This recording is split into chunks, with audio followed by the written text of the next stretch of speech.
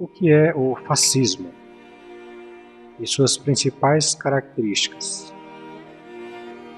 A humanidade já experimentou todas as formas possíveis de governos. Nenhum deles trouxe verdadeira paz e segurança para a humanidade.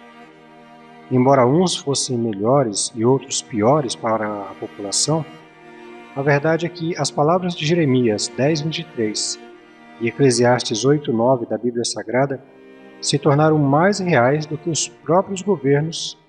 Mas o que dizem esses textos? Veja no final deste vídeo. É também verdade que existiram formas de governos que foram tão cruéis e restritivas que a humanidade e governos atuais não querem nem imaginar que voltem, e fazem de tudo para que isso não aconteça. Um destes sistemas de governo foi o fascismo. Nenhum país da história tinha vivido algo parecido. Quando o fascismo se instalou na Europa do século XX, o mundo viu algo totalmente novo e também uma ameaça à liberdade.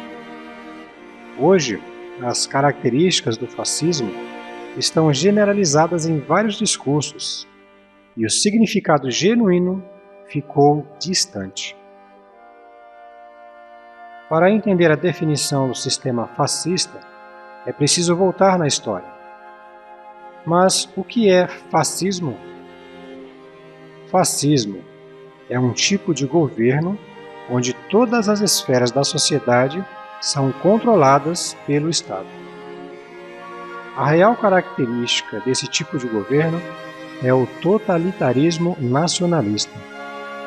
O fascismo surgiu e foi aplicado no século XX, na Europa. Principais características do fascismo. As principais características do fascismo são: poder absoluto do Estado, nacionalismo exacerbado, tentativa de retornar o paganismo em detrimento do cristianismo, poder absoluto do Estado. A doutrina fascista prescrevia que tudo na sociedade deveria ser controlado pelo governo. De acordo com Mussolini, em seu livro Doutrina Fascista, as ações humanas realizadas fora do Estado não valem nada. Isso porque o pensamento fascista foi moldado pelo coletivismo de Karl Marx e Giovanni Gentili. O coletivismo foi muito enfatizado por Marx em seus escritos. Segundo Karl Marx, a coletividade possui mais importância do que a vida de cada um, considerada individualmente.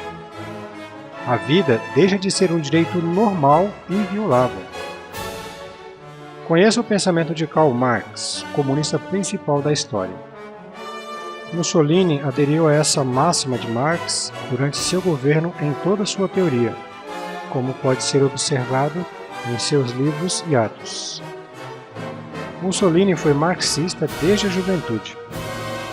Seu pai, um renomado militante comunista, nomeou o futuro líder da Itália em homenagem ao revolucionário da esquerda, Benito Juárez. Mussolini chegou à sua teoria final depois de ter sido influenciado pelas teorias de Giovanni Gentili, idealista político italiano da base marxista. Giovanni defendia um comunismo não mais voltado para um governo operário no mundo, mas sim nacional. Hitler pertenceu ao mesmo movimento. Ele se opunha ao livre mercado e nomeou seu partido como Partido Nacional Socialista dos Trabalhadores Alemães. Todas as grandes empresas eram controladas ou supervisionadas pelos nazistas. O fascismo de Hitler defendia uma superioridade étnica dos arianos, diferente do fascismo italiano, e priorizava resguardar os habitantes da Itália. Os governos militares ibéricos dessa época eram diferentes dos fascistas. Eles visavam manter suas tradições postas em riscos pelos terroristas comunistas. O pensamento marxista dos líderes fascistas fez com que as empresas de seus países fossem controladas pelo governo. Empresas famosas até os dias de hoje, como Volkswagen, Hugo Boss e BMW, possuíam relações estreitas com os nazistas.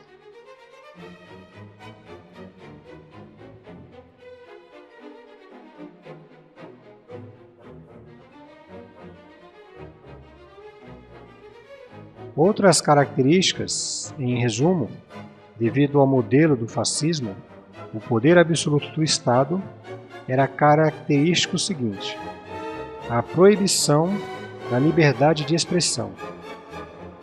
A maioria sabe o que isso representa, por isso a maioria hoje luta para ter liberdade de expressão.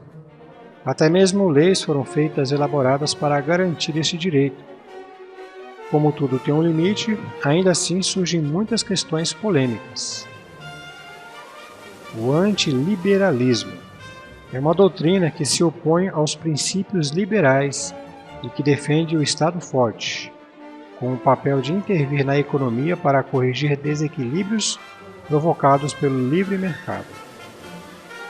Um outro ponto é a oposição ao livre mercado, para favorecer mais o governo e não os governados.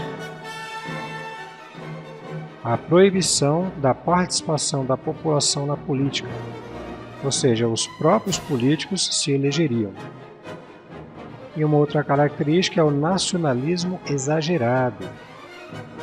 Então, o nacionalismo exacerbado ou exagerado pode ser chamado de ufanismo, e acontece quando um político, uma cultura, a população de um país tem orgulho excessivo de seu país, o que normalmente leva a medidas também exacerbadas ou exageradas, o que pode ser observado na Rússia atual, por exemplo, através do seu presidente Putin.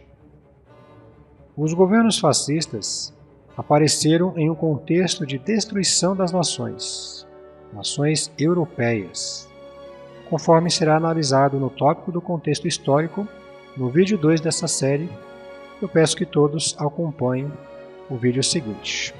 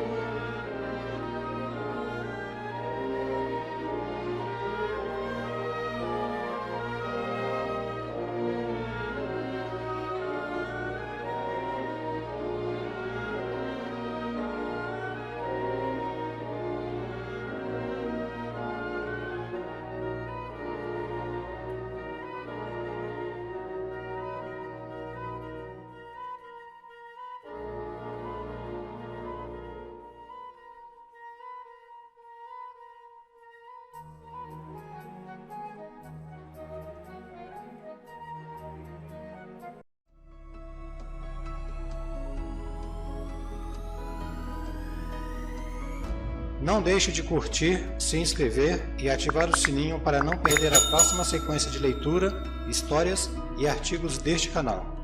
Desde já agradeço. Muito obrigado.